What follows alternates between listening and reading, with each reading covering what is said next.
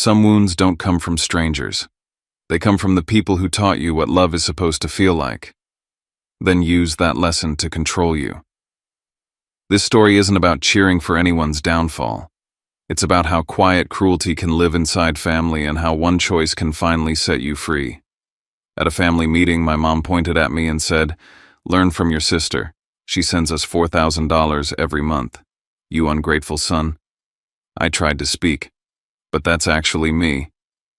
And my father slammed the table. "Don't you dare steal her accomplishments. If you're so confident, stop the payments next month." So I did. And 1 month later, I found out why they needed my money and my silence. Now, let me take you back to that living room. My name is Zephyr Maddox. I'm not here to play the victim. I'm here because I carried this alone for too long, and I don't think anyone should have to. Before I tell you everything, can you just drop a quick hi in the comments or tell me where you're watching from? Sometimes knowing one real person is listening makes the shame feel lighter. And if you want more real stories like this raw, messy, and honest, please subscribe. It helps me keep telling the truth when it's hardest. Thank you. And now, let me tell you everything. At that family meeting, my mother sat perched on the edge of her favorite armchair, the one she never let anyone else use, and spat out the words like she had practiced them in front of a mirror. "Learn from your sister, who sends us $4,000 every month, you ungrateful son." I didn't even flinch. I just looked her in the eye and started to say, "But that's actually me," before my father slammed his hand on the arm of his chair. Eyes blazing. "Don't try to steal your sister's accomplishments, then try stopping the payments." That sentence, it didn't leave a bruise, it left a crater. And I think they knew exactly what they were doing. My name is Zephyr Maddox. I'm 30 live in Aurora, Colorado, and work long shifts at a food processing facility just outside the city. I've been on my own since I was 20, but I never stopped trying to earn their approval. Every birthday, every holiday, I sent money. I didn't have much, just my paycheck, a crummy apartment near the train tracks, and my grandfather's old pocket watch, the only thing in that house that ever felt like it really belonged to me. I flew back home to Asheville, North Carolina, because my mother had called me 3 times in a single morning with that tight-clipped tone she saves for disappointment and discipline. "We need to talk. It's serious." That's code in our family. Code for bring your armor. I stepped back into the same house I grew up in, and nothing had changed. The air still smelled faintly of lavender and judgment. Family photos lined the hallway like reminders of a play I was never cast in. My sister Sloane always took center stage in every frame, every story. I was just background. We sat in the living room for what they called a family talk, which always felt more like a trial. My mother led with disappointment. My father let her go on just long enough to set the tone, then delivered the first blow. "You think 50 cents is funny?" He held up a printed screenshot of a transaction. My name. A transfer of $0, $50. I stared at it like it was some kind of joke. He didn't laugh. Neither did she. "You think this is cute?" My father continued, his voice climbing. "Your sister Rain sends $4,000 a month. 4,000. And you send us this. What kind of man are you?" I blinked. Rain. That was the name I'd been using. Or rather, the name Sloane had suggested I use when she first floated the idea of us giving back to our parents. "Make it a surprise," she said. "Don't use your real name. Let's keep it anonymous, like from an angel." She even came up with the nickname Rain. Rainbow, you know, something light and good. I went along with it. I wanted to believe it was meaningful. Now my parents were staring at me like I was the joke. I opened my mouth to correct them. "That's..." But my father cut me off with a raised voice that felt rehearsed. "Don't you dare try to take credit for your sister's sacrifice. That money came from her. You think we're stupid?" I looked at Sloane. She sat there calm and beautiful as always, with that look of calculated innocence that had served her well all her life. She didn't say a word. Not one. Not "that's not true," not. It was his idea, not even a look of guilt. Nothing. That silence gutted me. I stopped trying. There was no point. The whole meeting was a performance, and I was just the fall guy. My dad leaned forward for the final line. If you think you're so clever, stop sending money next month. Let's see what happens. Later upstairs in the guest room that used to be my bedroom, now stripped of any trace I'd ever lived there, I opened my suitcase and ran my fingers over the old pocket watch from my grandfather. Etched inside it still read, "Keep your time, don't give it away." For the first time, I understood. It wasn't just about time. It was about worth. On the flight back to Colorado, I stared at my bank app. My automatic payment to my parents was scheduled for the 10th of each month. My thumb hovered, then pressed. Canceled. They said I was worth nothing. Let's see what happens without me. The moment the plane touched down, I got a text from Sloan. "Don't do anything stupid. Mom and Dad are watching." She didn't mean it as a warning. She meant it as control. Back in Aurora, I stepped into the small one-bedroom apartment I'd been renting for 5 years. The hallway light flickered, the radiator hissed, and the window still leaked cold air. Nothing changed except me. I went back to my routines, up at 5 long shifts at the plant evenings, spent too tired to think. But now every task felt like it echoed with the insult 50 cents. That was how they'd chosen to see me, after everything. On Saturday, I pulled on my orange safety vest and headed to the construction site where I worked weekends. I needed those shifts to make up the $4,000 a month I had been sending. I'd taken extra certifications, skipped vacations, lived off instant ramen, and budgeted down to the cent. I did it not because I was rich. I did it because I wanted to believe that being good would buy me a seat at their table. Instead, it bought me a ticket to humiliation. Back home that night, I sat at my desk with 2 things in front of me: my grandfather's pocket watch and my banking records. I pulled up every transaction labeled under Rain and compared them to the account I used to send money. The 0.50 charge, the one they printed out and threw in my face, stood out. It didn't come from my bank. It came from a payment app I hadn't touched in years. I dug deeper and found that it was linked to a secondary email address I barely remembered, one that Sloan once helped me set up. My chest tightened. It wasn't a mistake. It was staged. I scrolled back through old messages. Months ago, when Sloan pitched the idea of using Rain, she'd offered to handle the logistics. "Just give me access so I can make sure it looks right," she said. "It'll be our secret." I trusted her. She was my sister. But she'd used that access to send a single transaction under my name, just enough to flip the narrative, make me look like I was mocking them. I called the bank, asked about the origin of the 0.50 charge. The rep confirmed it came from a different device than mine. I didn't need them to say the name. I knew. Sunday morning, I stood at the construction site, wind howling through the steel beams, knuckles split from the cold. I'd put myself through this. For them. And now they thought I was worth a quarter of a candy bar. I stared at my hands. These hands that had fed them, sacrificed for them. The irony wasn't that they believed I sent 50 cents. The irony was that even when I gave everything, they never looked at me the way they looked at her. I got home late that night, stripped off my boots, and sat in the dark. The pocket watch ticked beside me like a metronome of shame. I made a list. 1, find out if Sloan ever used the name Rain professionally. 2, look into what my parents actually needed the money for. They weren't broke. Were they just comfortable using me? 3, don't send another cent, no matter what. At midnight, an email pinged on my phone. New device accessed your account. Not me. Someone was watching me, trying to see what I'd do next. I didn't need a name on the IP address. I already knew who it was. The day the automatic payment would have gone through, my phone didn't stop vibrating.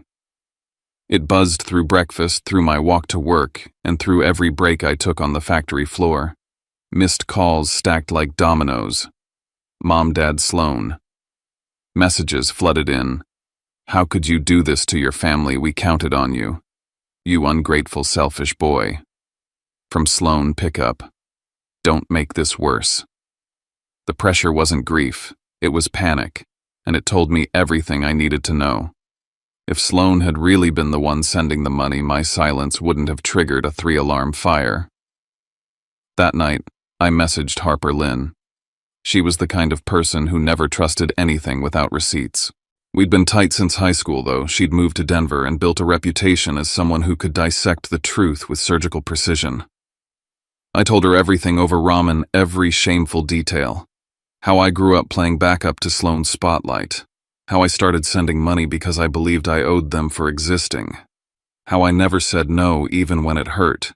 How they took my name and smeared it with 50 cents. How they propped up a lie so tightly that even I began to question my memory. Harper didn't say, "I'm sorry." She didn't pat my hand or tell me family is complicated. She leaned back, arms crossed, and asked 3 questions. Why did your parents need $4,000 a month when they still have income? Why didn't they ask you anything before accusing you, and why are they so ready to believe a fake name over their own son? We spent the next few days pulling threads. Harper started where people hide the least public behavior. I gave her everything I had: old messages, screenshots of family group chats, bank statements I'd saved out of habit. Harper didn't comb through them like a detective. She audited them like a systems analyst. Her logic was clean and ruthless. If someone's in real debt, they talk in numbers. Installments due, dates, interest rates. Your parents, they talk like they're owed tribute. I tried to argue. She cut me off. If someone's suffering financially, they cut back. Your mom is showing off a handbag that costs half your paycheck. The pieces started to line up like a jigsaw puzzle flipped right side up. Photos of luxury purchases that aligned with my transfer history. Facebook check-ins from my dad at a local betting lounge. Posts from Sloane laughing about how her big bro always had her back. They weren't hiding. They just never expected me to look. Then Harper hit me with the worst part. Did your family ever mention a college fund or inheritance from your grandfather? I hesitated. He had money, I think. There was talk of an old life insurance payout or something after he passed, but it was vague, and I never saw any of it. Harper stared at me for a beat, then nodded. If they got that money and funneled it all into Sloane's education, her lifestyle, whatever, then they're not repaying any debt. They just chose who got to live well. And now they're asking you to keep the engine running. Something cracked open inside me, not rage, clarity. The $4,000 I sent every month wasn't some noble act of gratitude. It was a silent ransom for a role I was never allowed to audition for. I was funding the illusion that they were still a proud, stable family. I remembered sitting on that couch during the family meeting trying to say, "That's actually me," and being told to shut up. My dad didn't want the truth. He wanted the story. The one where Sloane succeeded and I owed them my penance for being the disappointment. Harper didn't let me drift into self-pity. She asked what I wanted to do. Keep letting them narrate your life or draw a line. I told her I wasn't sending another cent.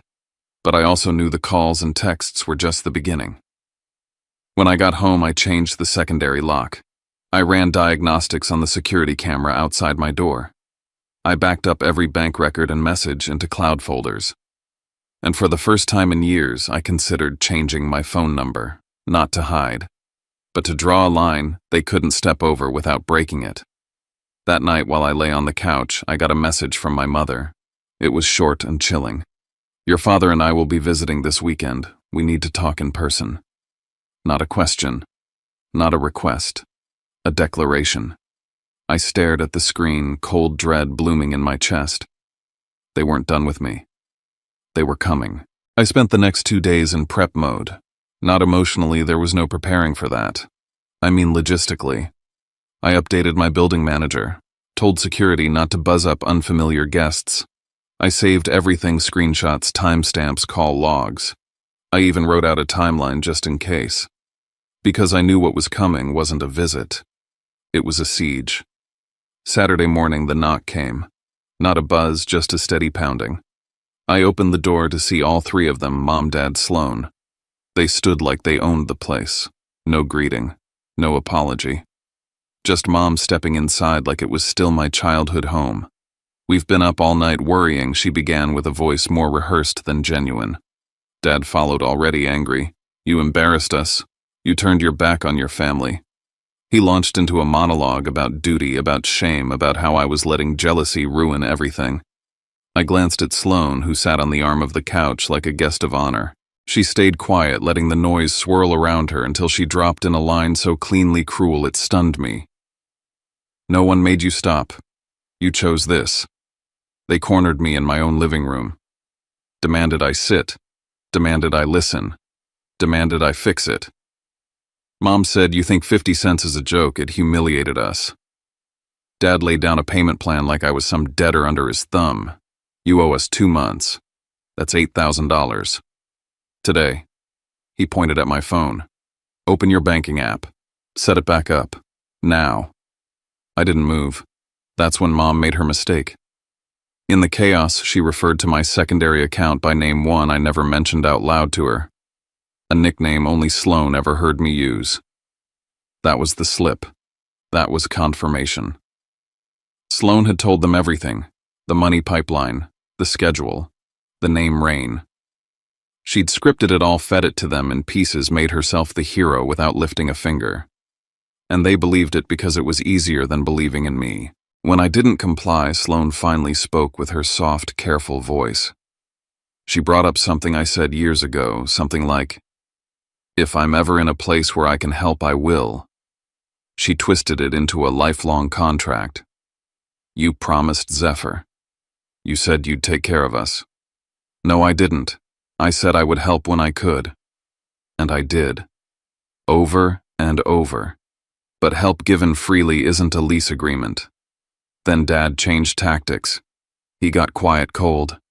"If you don't pay, we can start talking about how you've been living out here, what you've really been doing. People might want to hear it." I didn't have to ask what he meant. It was a veiled threat, one meant to scare me into submission. They weren't just after my money. They wanted the leverage to keep me under their thumb, even from 2 states away. I asked them to leave, calmly, respectfully. That's when Dad raised his voice in the hallway, loud enough for neighbors to hear. "You abandon your parents and expect us to stay quiet," Mom cried on cue. "He won't even feed his own mother," she sobbed right as someone walked past. It was all so theatrical I could barely breathe. I felt my own walls folding in around me, the safe space I built becoming a stage for their performance. Before they left, Mom added a final blow. "Maybe your boss would like to know the kind of person you are. Maybe they'd understand why someone like you shouldn't be trusted." She was no longer asking for money. She was threatening my job, my life, my name. After the door closed behind them, I stood frozen. Then I locked every bolt. I saved every video, every text. I labeled the files. I drew a boundary, not just emotional, but digital, legal, physical. I wasn't just the black sheep anymore. I was their enemy. And enemies document everything. That night, a new number called me. I let it ring out. Then the voicemail came. "Hi, this is a verification call regarding an application for a loan in your name. Please call us back to confirm." I never applied for a loan, but I knew who had my info. I knew who left my apartment just hours before, and I knew without a doubt the fight was just beginning. The next morning I called the number back, half expecting it to go straight to voicemail or some scammy robocall prompt. Instead, a professional voice answered, crisp and clear, identifying themselves as a representative from a consumer finance service I'd never heard of. They said they needed to verify some details for a pending application for a personal loan under my name. My stomach tightened. I asked them to email me the information, and when it arrived, my jaw clenched at the address they used: my childhood home in Asheville, North Carolina. A house I hadn't lived in for nearly a decade. The phone number on the application was an old one, a burner line I used years ago, long forgotten. There was no way this was an innocent error. This was someone who knew my past like it was their own, and only one group had access to that. I forwarded the email to Harper and sent a quick message: emergency. Tonight that evening we met at her apartment. She'd already opened her laptop and had a spreadsheet started. She didn't waste time. "We're going to break this down like a forensic audit," she said. We started with the credit report. A fresh inquiry had hit within the last 48 hours, coming from the same loan company. Harper's fingers flew over the keyboard as she set up fraud alerts, with all 3 major credit bureaus locking down my reports so nothing else could sneak through. We made a list of everything: every email address, old security questions, login hints, previous banks I'd used. When I mentioned a secondary bank I had only ever told Sloan about, Harper paused. She knows where you kept the money, doesn't she? I nodded. That wasn't a guess anymore. It wasn't a guess. It was a fact. Harper dug deeper. I think they're not just trying to punish you, she said. They're trying to shift something toxic into your name. I stared at the screen. The $0.50 transaction, the ghost sender name Rain, the perfectly timed character assassination, it all made sense. They were building a parallel version of me, one where I was petty, cruel, and cheap. Meanwhile, Sloane got to play the martyr who gave until it hurt. As if on cue, my phone buzzed. My father's name lit up the screen. I'm going to give you one last chance to make things right, he said when I picked up. We can still fix this. Just send the money and stop making things harder than they have to be. He paused, then added, because if you don't, I will make sure everyone knows who you really are. He hung up. Seconds later, another text came in, this time from my mother. We didn't raise you to be this cold. You want us to die from stress. Then Sloane, I'm the one cleaning up your mess. You made me look like a liar, I snapped. Not in the yelling kind of way. Something colder. I sat down, typed out a message, and sent it to all three of them. No more money. All communication must be in writing. Do not show up at my home again. This is your only warning. Then I went through every app, changed every password, deleted every recovery method tied to my old life. I replaced email addresses, disabled old phone numbers, scrubbed everything. That night, Sloane sent one more message. You think that's going to stop us? I know which bank you used. I know everything. And with that, I knew it wasn't desperation. It was control. They didn't want help. They wanted ownership. Harper closed her laptop. They're not done, she said. I know, I answered. But neither am I. That night, just as I started to feel a flicker of calm, an email popped up from HR. Subject, quick conversation. Tomorrow. Body, hey Zephyr. Someone called today with concerns. Can we talk in the morning? I stared at the screen for a long time. They'd hit my job. When I walked into the HR office the next morning, my heart was thudding so loud I could hear it in my ears. The manager, a woman named Lisa, gestured for me to sit down. She had a notepad open but hadn't written anything yet. That made it worse. Zephyr, she began gently. We had a couple of calls yesterday about you. One said they were a parent, mentioned concerns about your well-being, implied you were under a lot of stress and might be acting erratically. I felt heat rise in my face, but I kept my voice calm. And the other? She glanced at her notes. Someone claiming to be from a financial institution. Asked for your work schedule and location to verify employment for a loan application. It didn't feel right, so we didn't give them anything. I handed her a folder. I think my family is trying to discredit me. I've been documenting everything. Inside were screenshots of texts, timestamps of threatening calls, and a written timeline. Lisa nodded. We're not taking disciplinary action, but from now on we'll route all external inquiries to email. Just stay in communication with us. As I left the office, my legs felt weak. I leaned against the wall and texted Harper. Her reply came in seconds. They're escalating because they're running out of time. That night, Harper sent me a link. Look at this, she messaged. It was a community alert site tracking high-fee modeling workshops. One of the organizers matches someone Sloane follows. A recruiter promising casting opportunities. Entry fee in the thousands. My gut turned. I remembered overhearing Sloane on a call a few months back saying he'll cover it. He always does. I hadn't thought much of it then. Now I did. Harper's cursor blinked in our shared document. They needed cash fast. You were the fallback. I spent the weekend digging through old family records. Tucked inside a plastic file folder buried beneath tax returns was a printout of a trust document. My grandfather's estate. I wasn't sure how it had ended up with me, probably an oversight from years ago. One clause stood out. Funds to be held in trust for both grandchildren to be administered by the parents until age 25. My name was on the line. So was Sloane's. I never saw a cent. But Sloane suddenly got braces, a car, an apartment in LA when she turned 19. They hadn't been supporting us equally. They'd invested in her dream, and I was the insurance policy to keep it afloat. The next morning I saw them again, at the front of my building. Sloan was crying into her hands. My mom was pacing in front of the doors.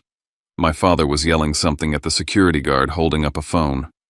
I stayed upstairs watching the camera feed. It was the same performance, but with a twist. Sloan now held up a photo, a screenshot of a $4,000 payment with the sender name Rain and blurred banking details. She cried, "He lied. He only sent 50 cents. My building's security stared confused, uncomfortable. I watched from the monitor, my jaw locked. Later that night, another ping from a credit bureau arrived. A new loan application. This one had progressed to conditional approval. Harper's message came immediately after. "They're trying to cash out using your name." Everything clicked. The character assassination, the forced narrative, the fake transaction trail, the credit fraud. They weren't just attacking. They were replacing me with a version that owed them, failed them, and needed to repay them. I held my grandfather's pocket watch in my palm, feeling the weight of time. Time I'd spent working in sub-zero conditions, sending money, hoping to be seen. And now time to stop being the cushion for their bad decisions. That night my buzzer rang. The hallway camera flicked on. My parents were there again, and Sloan. But behind them was someone new. A man in a dark coat holding a clipboard and a leather folder. At the same moment, a new text arrived. "This is a verification visit regarding an outstanding financial obligation. Please be available." I didn't move. I didn't speak. I just stared at the door, knowing the next chapter would either be the one where they took everything, or where I finally drew the line deep enough they couldn't cross. The knock on my door wasn't just a knock, it was a warning, a final attempt to pull me under. Through the peephole I saw them, my parents, Sloan, and a man I'd never seen before in a dark wool coat holding a clipboard and wearing the kind of thin smile people use when they already think they've won. My heart didn't race this time. I didn't panic. I wasn't the same son who once flinched at the sound of my father's voice or tried to explain myself into forgiveness. I spoke through the door, firm and clear. "You need to state your purpose before I open anything." The man answered, voice professional, dispassionate. "I represent Everbright Finance. I'm here regarding a pending debt associated with the Maddox family. We're conducting a verification process involving linked household members. That was the setup." My parents jumped in like they'd rehearsed it. "He's our son." My mom said, voice cracking just right. "We need him to verify he knows everything." "You're not going to leave us out here," my father barked. "This concerns you. It's your responsibility." I cracked the door an inch, just enough to see to be seen. The security chain held. "You're not stepping inside. If you need something, hand it over. Otherwise, this conversation ends here." The man slid a form under the door. I picked it up with a gloved hand. "Do you acknowledge that you're a related party to Sloan Maddox, aka Rain?" he asked like it was nothing. That name, that lie dropped like a knife. Sloan flinched, reflexively. She looked up too fast, lips parted, instinct kicking in before the performance could catch up. She was used to being Rain in every room except the one with our parents. Her body moved faster than her mouth could backtrack. I saw it. So did the man. I breathed once through my nose, calm. "I do not acknowledge financial ties to anyone standing out there. I will not confirm or deny any connection without legal counsel present. This is harassment. You are not authorized to pursue collections at my residence." I turned to my parents. "This isn't a family matter anymore. You brought someone to my door like I'm some walking ATM." "We didn't want it to be like this," my mother pleaded, eyes damp. "But you left us no choice." My dad stepped forward, trying to overpower the doorway. "You made this mess. You lied about Sloan. You stopped paying. You're gonna sign this or you'll see what comes next." "I didn't lie," I said. "I sent $4,000 every month from my own account. I can prove it. You want to talk about the 50 cents? The fake name, the lies about who was actually supporting this family." Sloan turned away. She knew the room had shifted. The man from Everbright narrowed his eyes. "There seems to be some disagreement on the record. We may need to follow up with formal documentation. You do that, I said. Just not here. Any future attempts at contact must go through written correspondence. You're on private property. Then I turned back to my family. I'm done being guilt-tripped, gaslit, and dragged into your chaos. You spent what I earned. You borrowed against dreams that weren't yours. And you tried to sell me as the villain in your story. My father sneered. It's all just money. In the end, it comes from the same place. No, I said. It came from me. The man from Everbright folded his folder and stepped back. Understood. We'll proceed accordingly. My mom began to cry loudly. My father cursed, trying to keep his voice low but failing. Sloan just stared at me with something between fear and hate. I will call building security if you don't leave right now, I told them. They did. Eventually. I shut the door with hands trembling, not from fear but from the adrenaline of someone who's just reclaimed their body after years of letting someone else pull the strings. I stared at the peephole until they disappeared from view. I sat down, picked up the pocket watch my grandfather left behind. And for the first time, I didn't feel like a son failing his family. I felt like a man who had finally told the truth out loud. That night, I got an email from Harper. She dug up the final piece of the puzzle. The casting agency Sloan had joined was flagged in multiple states for operating under false promises. They took money from families who believed their kids were destined for stardom and left them with nothing. If you're ready, she wrote, we end this. No more arguing.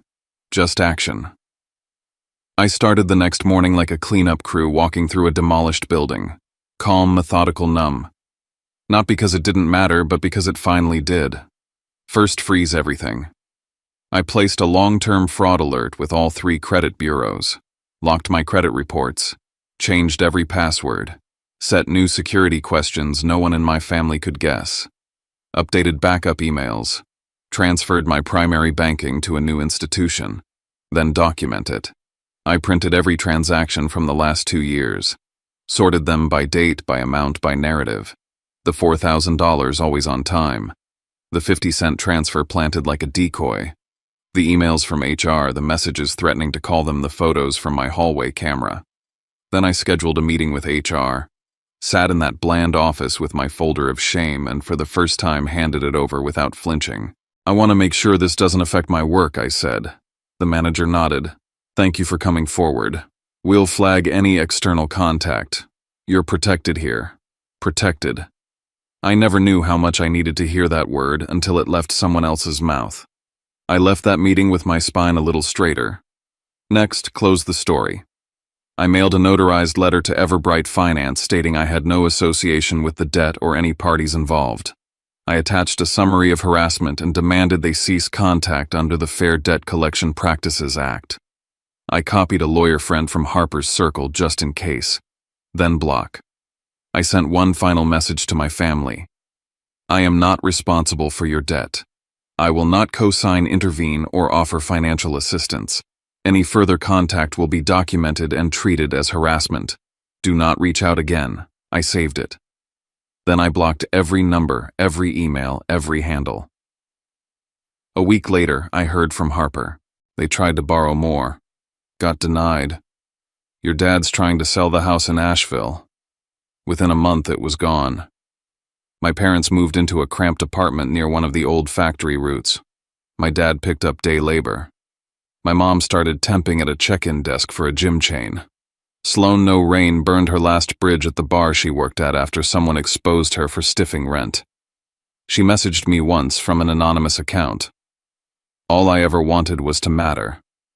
I didn't reply. I'd learned that not every story needs a response. Instead, I poured myself into work. I got promoted to team lead. I moved into a better place closer to the plant. I painted my kitchen blue, bought a real bed frame, and stopped apologizing for the quiet. One Friday, I bought myself a decent dinner and ate it in silence. Not because I was lonely, because it was mine. 5 years passed. I flew to Savannah, Georgia for Harper's wedding. She looked radiant. The whole ceremony was small and unforced. Love without debt, promises without obligation. I met someone there. Kellen Ward. Architect, dry humor, clear eyes. We talked over bourbon about building things that last. As we said goodbye, Harper hugged me tight. "You took your time back," she whispered. On the flight home, I opened the pocket watch. It ticked steady and small. I used to think I had to earn peace. Now I know I just had to stop letting it be stolen. I once was called Rain. I once was worth 50 cents. I once gave away $4,000 a month to people who saw it as tribute, not love. And I once believed that being the good son meant disappearing. Not anymore. I don't need their approval. I just need my life to be mine. Looking back, I don't regret giving. I regret not knowing when to stop. I regret thinking love meant silence, sacrifice, and making myself small so others could feel big. But this telling the truth, naming the pain, choosing peace over guilt, this was the real act of love. For myself. For the life I get to rebuild. If you're watching this, and you've ever felt like your worth was measured by what you gave, I want you to know you're allowed to walk away. You're allowed to say no. You don't owe anyone your peace just because they share your blood. I learned that the hard way. But I'm still here healing one day at a time. I used to think being a good son meant staying quiet, paying the bill, and swallowing whatever story they needed me to carry. But somewhere between the lies, the threats, and that ridiculous 50 cents, I finally saw the truth. Sometimes what breaks us isn't hate, it's the slow drain of being loved only for what we provide. And sometimes the kindest thing we can do isn't to keep giving. It's to stop disappearing. If you're listening and any part of this felt familiar, I just want to say this gently. Chung-ta don't have to punish anyone to choose peace. We can hold compassion for people's broken choices and still protect our own life. Boundaries aren't revenge. They're a quiet way of saying, my time matters too. Before you go, if you'd like a place where stories like this can be heard without judgment, I'd love for you to subscribe and join this little community. And if you feel comfortable, drop a hi or tell me where you're watching from. If you want, you can leave a few lines about what you've carried too. I read more than you think. Thank you for sitting with me. Take care of yourself, and I'll see you in the next story.